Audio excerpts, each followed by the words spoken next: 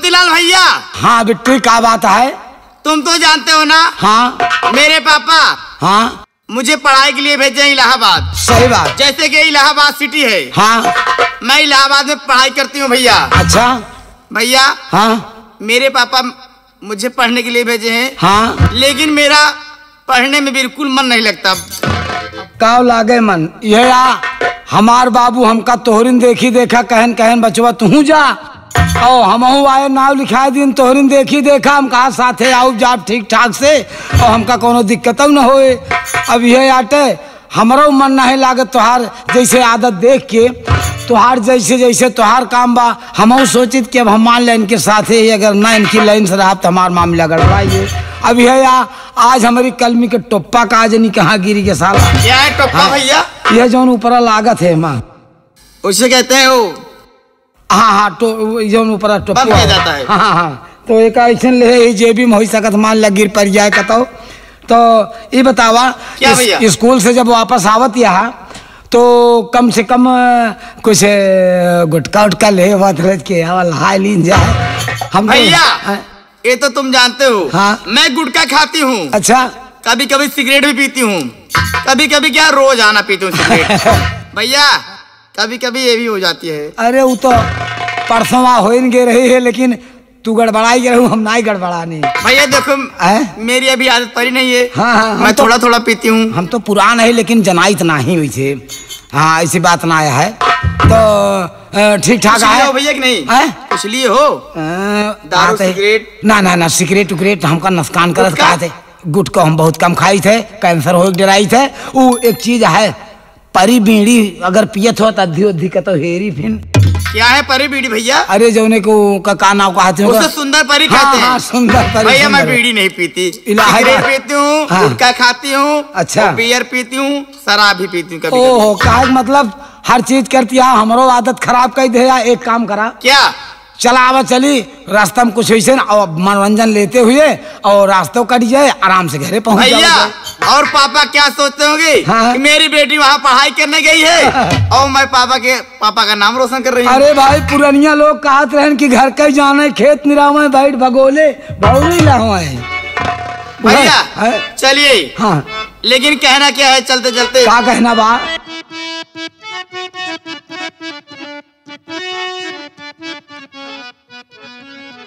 बाबा देहले टिकवा। अच्छा। ते हो रे हाँ में तेज बे। ते हो रे हाँ में तेज बे। बलमुआ कैसे तेजब हमार छोटी नाना बे। बलमुआ कैसे तेजब हमार छोटी।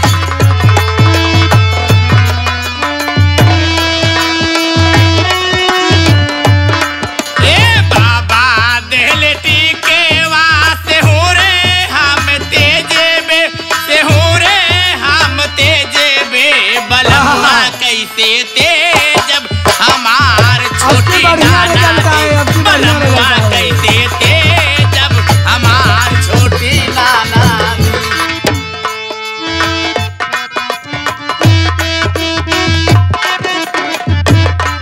देखा भैया अब हम सब स्कूल से वापस आए। अब हम सोचत ही रच के मजा ले ले हमारे गंगा कैसेट वालन से तनी के हमार मौका मिला बा।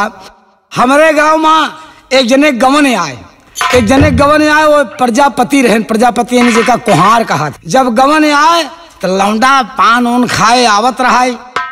हम कहे कस लौंडे का बात है रे इन्हन बीचे तय बड़ा उल्टा सीधा लागत है।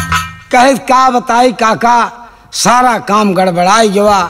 हम कहे का गड़बड़ाई गवा लेकिन देखा वो बेचारा प्रजापति हमसे कहत का वहाँ है। कहा काका सुना। हम कहे का बात है? कहा हमारे घरे चला। हम कहे कौनो बात? कहा चला हमार दुई प्राणी का फैसला कर दिया। हम कहे चला। अब हम जब दुआरे पहुंचे देखा वो कहत का बा। अरे मिल गई गवानावा में, अरे मिल गई गवानावा में दुल्हन जोरदार हो फराकते से ढेला मारई फराकते से ढेला मारे बुचई को हार हो फराकते से ढेला मारे।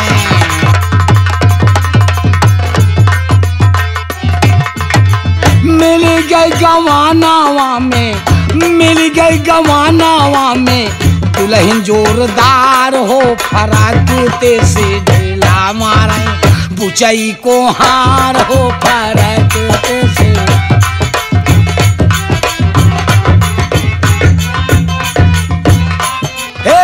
बुचई कहाँ की गवाना मोर आई, बुचई कहाँ की दुल्हन हमार लाग जैसे बड़की माई, दुल्हन हमार लाग जैसे बड़की माई। का करी यही से हम, का करी यही से हम बाटे लाचार हो फराकते से ढेला मारे बुचई को हार हो फराकते से।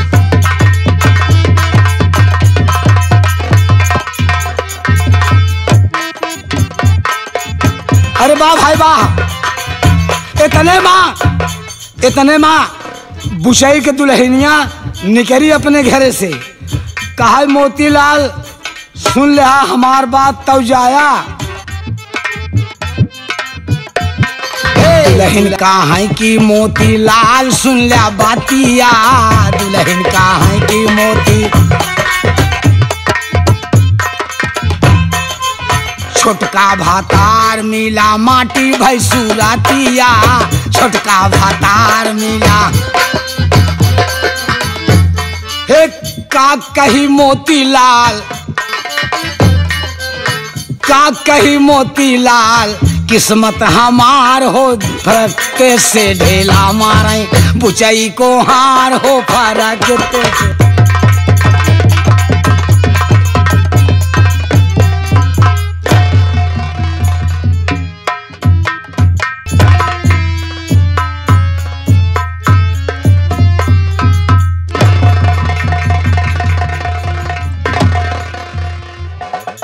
सर्वप्रथम दूर दराज से आए इस नौटंकी प्रांगण में उपस्थित सभी नौटंकी कला प्रेमियों को मेरा प्यार भरा नमस्कार स्वीकार हो।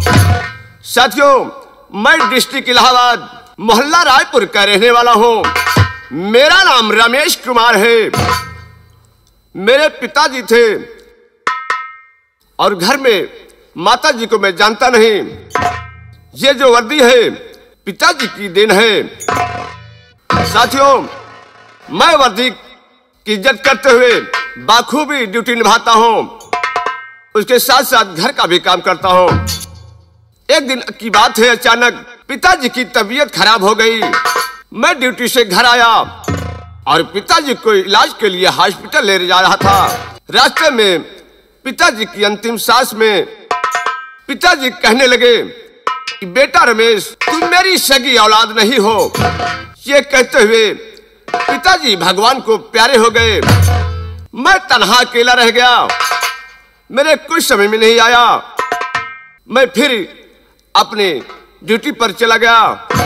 कभी ड्यूटी जाता हूं, उसके बाद घर आता हूं, घर का काम देखता हूं। इसी तरह अपना कार्य चल रहा है। मेरे ड्यूटी का समय हो गया है। मैं चल रहा हूं ड्यूटी पर।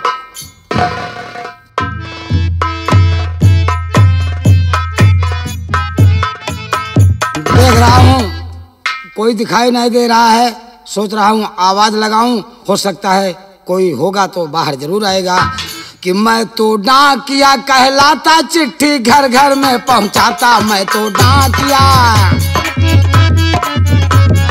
डाकिया कहलाता, चिट्ठी घर घर में पहुँचाता। लीजिए जान जान जान, लीजिए जान जान जान। मैं तो डाकिया कहलाता और चिट्ठी घर घर में पहुंचाता। मैं तो डाकिया कहलाता, चिट्ठी घर घर में पहुंचाता। मैं तो पीतमपुर से आता। लीजिए जान जान, लीजिए जान जान जान। इस घर में कोई है? अरे मैं पूछ रहा हूँ इस घर में कोई है? क्या बात है? ज्योति किसका नाम है? ज्योति मेरा नाम है। ज्योति तुम्हारा नाम है?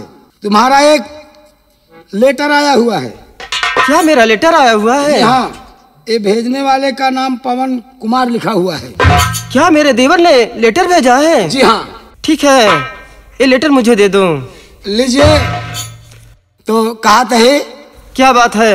एक तो आज हम जो नाटे हमारे ड्यूटी बाबू करते रहे, हमार बाबू ड्यूटी करते रहे, आज कतौ चला गया है, एक जगह बार बनत रहा है वहीं सुधे में।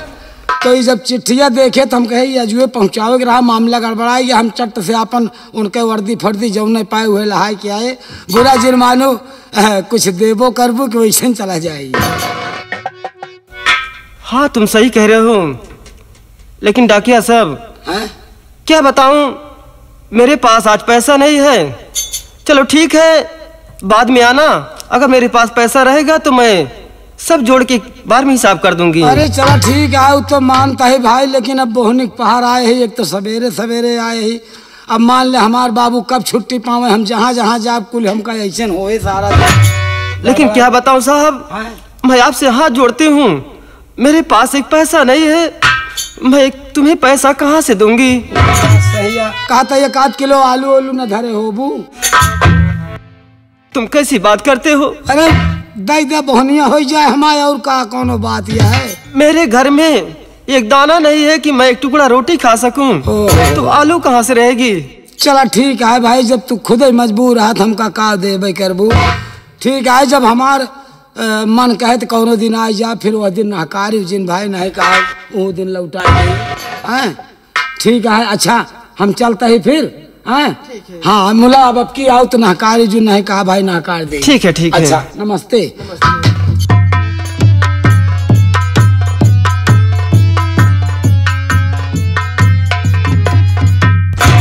हाय भगवान, आज लेटर में मेरा पवन ना जाने क्या क्या लिख के भेजा होगा।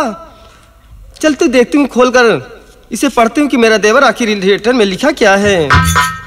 श्रीमान सेवा में भैया भाभी के चरणों में प्रणाम हो, मोती बहन को नमस्ते पहुँचे। आगे आपको मालूम हो कि मुझे 20,000 रुपए की सख्त जरूरत है। अगर पैसा भाभी मुझे नहीं मिला तो मैं नौकरी नहीं पाऊंगा। हे भगवान, मेरे घर में एक पैसा नहीं है और मैं अपने देवर को 20,000 रुपए कहाँ से ला के दूंगी? अब तो भगवान तू ही सहारा है मेरा। तू चिंता मत कर देवर, मैं तेरे पैसे के लिए जुगाड़ करूंगी। आज जा रही हूँ सेठ जी के पास, उनसे पैसा जरूर मांगूंगी। अगर पैसा मिल गया तो पैसा अपने देवर के खाते पे तुरंत ट्रांसफर करवा दूंगी, ताकि मेरे देवर को कोई दिक्कत ना हो। हे भगवान, अब तू ही सहारा है। चल रही हूँ।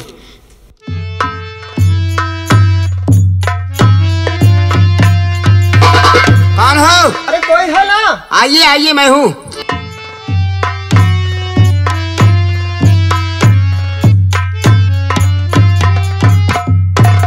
भैया क्या बात है? मैं सेठ जी से मिलना चाहती हूँ। अच्छा, हमारे सेठ जी से? हाँ भैया। आप कहाँ से आ रही हैं आप? भैया मेरा नाम ज्योति है।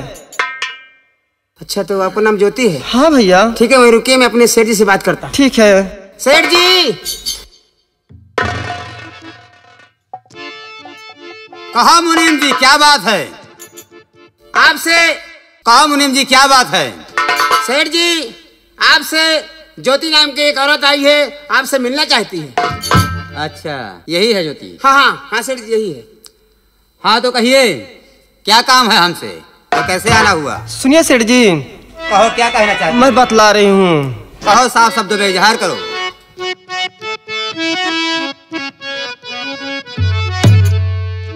अरे सेठ जी, पैसे की दरकार। अच्छी बात है। सेठ जी पैसे की दरकार, रुपया दे दो 20,000।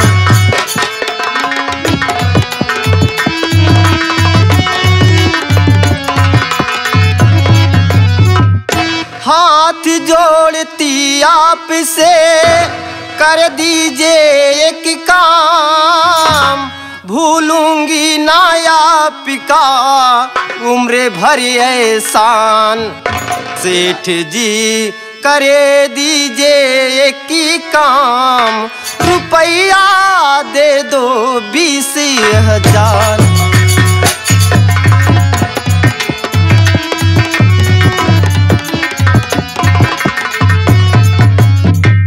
सेठ जी मैं आपके सामने हाथ जोड़ती हूँ, मुझे 20,000 रुपए की सख्त जरूरत है। अगर 20,000 रुपए मुझे नहीं मिला तो मेरे देवर की नौकरी छूट जाएगी। देखो ज्योति, जो भी आता है सबको पैसे के ही काम होता है। जो भी चला आया सेठ जी पैसा चाहिए, पैसा मिलता है ज्योति लेकिन जुगाड़ से। मेरी बात सुनो। क्या बात है? कहना चाहता हूँ। हमारे लिए खुला दरबार, तुम्हारे लिए खुला दरबार, रुपया ले लो 20,000।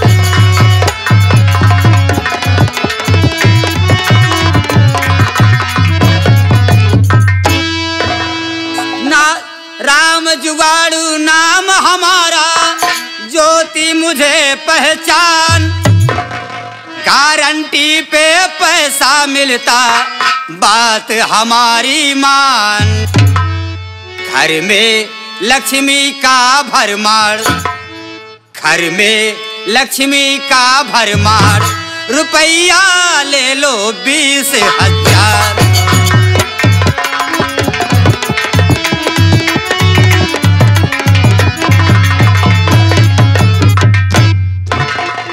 देखो ज्योति, हमारे यहाँ पैसा मिलता है, उसके एवज में कुछ न कुछ देना पड़ता है।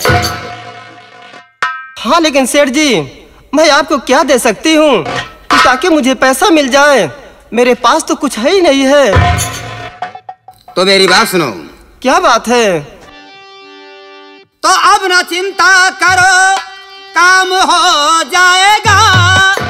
खेती ज्योति करो तुम मेरे नाम है, रुपया उसकी इस वक्त मैं दे रहा। जाके ज्योति करो अपने घर का काम है।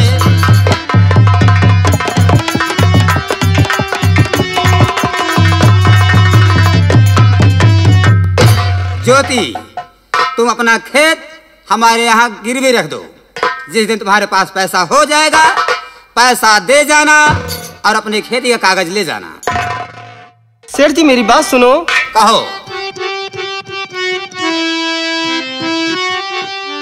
आपको मैं जमी अपनी न दे पाऊंगी, बात सुन लो जरा सेठ जी ध्यान से। आज के बात मुझसे करना नहीं, आपको मैं जमी अब ना दे पाऊंगी।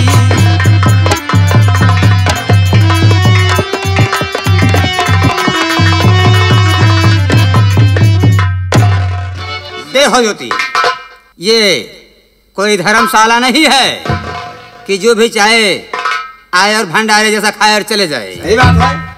यहाँ पर तो कुछ ना कुछ देना पड़ेगा, तभी पैसे मिल पाएंगे, वरना आप और रास्ता देखो। ठीक है सेठ जी, अगर मुझे पैसा नहीं दोगे तो ठीक है, कोई बात नहीं है। मैं कहीं और दरवाजा खटकाऊंगी, हो सकता है कि मुझे कहीं और जगह पैसा मिल जाए। जैसे तुम्हारी इच्छा ज्योति। बाकी हमारे यहाँ तो कुछ ना कुछ गिरवी रखना पड़ेगा। आगे फैसला तुम्हारे हाथ में है, सोच लो।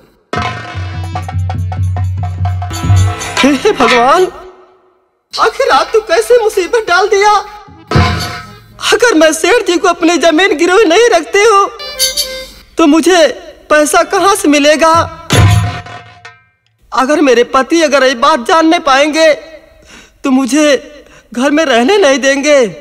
लेकिन बात है मेरे देवर की, अगर मेरे पति मुझसे नहीं बोलते तो ठीक है, लेकिन मैं अपने देवर के लिए कुछ भी करना पड़े मैं करने के लिए तैयार हूँ।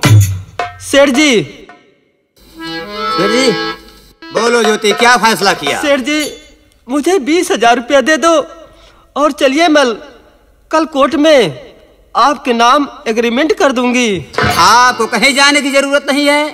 मुनीम जी। हाँ सेठ जी। इनसे अंगूठा लगवा लो पेपर पे और उसके बाद इन्हें 20,000 रुपया दे दो। जैसा आदेश सेठ। जिस दिन तुम्हारे पास 20,000 रुपया हो जाएंगे और कुछ ब्याज जोड़ कर ले आना, अपनी खेती का ये कागज ले जाना। ठीक है सेठ जी। मुनीम जी। हाँ सेठ। दे दो। आप बैठिए, मेरी बात सुनिए। क्या बात है? आप स्टाम्प पेपर पे दस्तखत कीजिए, उसके बाद पैसे ले लीजिए, तब जाइए। ठीक है, लाइए मैं साइन कर दे रहा हूँ। कलम पकड़ लीजिए, मैं स्टाम्प पेपर निकाल रहा हूँ।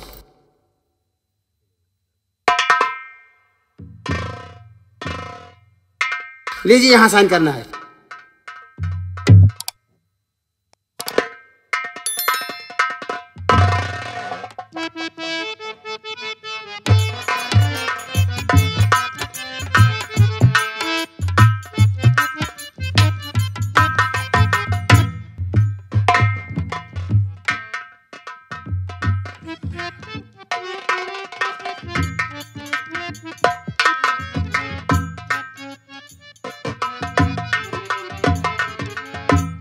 सेठ जी, सेठ जी, आओ। ये पूरे 20,000 की गड्डी है, दे दो।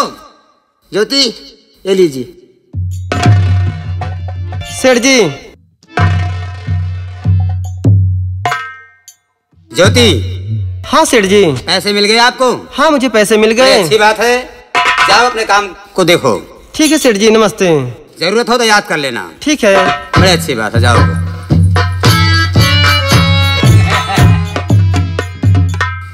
मुनिमुआ। हाँ सेठ। तुमने देखा छिंदरो कई? हमने कैसा जुगाड़ लगाया? अरे सेठ, आपका जुगाड़ तो जुगाड़ ही है। पैसा घर में बहुत है। हाँ सेठ। पैसे की कमी नहीं है। बिल्कुल नहीं। लेकिन जुगाड़ से मेरा नाम ही राम जतन जुगाड़ू है। हाँ सेठ। जब तक मैं जुगाड़ नहीं लगाता हूँ मेरा काम ही नहीं चलता है। अब चलो, ज्योति का खेत हमारे नाम हो गया है। ये गरीब आदमी के पास पैसा होगा कहाँ जो खेत छुड़ाने आएंगे? सही बात है। उनके आने से पहले उतना ब्याज हो जाएगा कि उसकी तो भूल ही जाएंगे वो। और राम जतन जुगाड़ू अपने जुगाड़ में लगा रहेगा। क्यों नहीं सेठ जी? तो चलो हम चलते हैं, थोड़ा काम देखते हैं। दुकान का कितना माल कहाँ से आना है और कितना माल कहाँ किस दुकान पे जाना है, क्योंकि अगर मैं उस पर ध्यान नहीं दूंगा तो ये लेबर मनमानी करते रहते हैं। बिल्कुल बात सही है सेठ। और राम जतन जुगाड़ू ये काम मंजूर नहीं। बिल्कुल नहीं। एक एक कौड़ी जोड़ता हूँ, वो भी जुगाड़ से। जुगाड़ से। तो मैं चलता हूँ दुकान का देख रेख करना। चलिए सेठ। हाँ।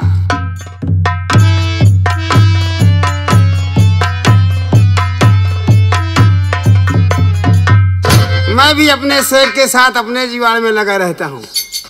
मेरा भी जुगाड़ कहीं न कहीं लग रहा है। एक जुगाड़ किया था हमने सेठ जी से, तेगिन में अपनी ससुराल चला गया। तो ससुराल में होता क्या है हमारे,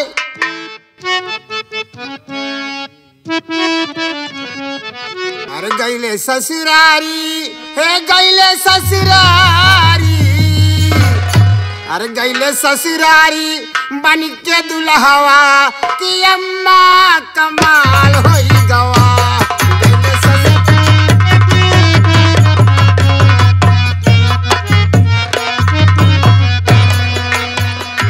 गईले ससुरारी बन के दुल्हवा की अम्मा कमाल होई गवा। छोटका सरवा जब लावा परसली से ललकी रुमाल